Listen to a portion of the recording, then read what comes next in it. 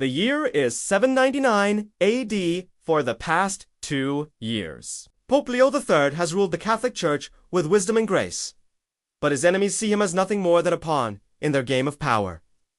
Then one day, his worst fears are realized. During a religious procession, assassins strike. They drag him into a dark, secluded room and proceed to brutally attack him, gouging out his eyes and cutting out his tongue. They leave him bleeding and for dead. But the assassins have made a grave mistake. Leo, though grievously wounded, is still alive. Summoning every ounce of his strength, he crawls through the cold, dark halls of the Vatican until he comes across a hidden passageway. Somehow, he manages to escape the clutches of his enemies and stumbles out onto the streets of Rome. Now blind and without a tongue, he relies on his sense of touch and memory to navigate the city. It's winter, and a harsh cold sets in. Still, Leo presses on, guided by a single purpose to survive. Days turn into weeks, and Leo finds himself in the unforgiving embrace of the Alps.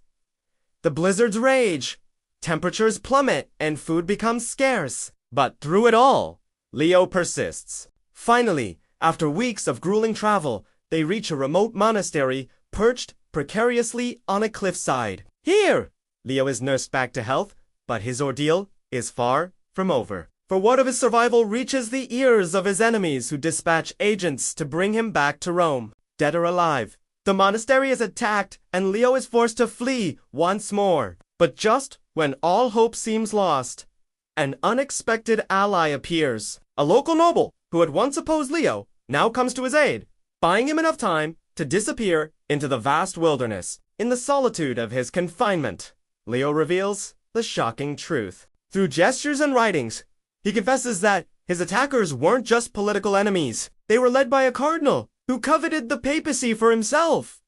But that's not all. Leo reveals that he never lost his sight completely. In the attack, only one eye was damaged.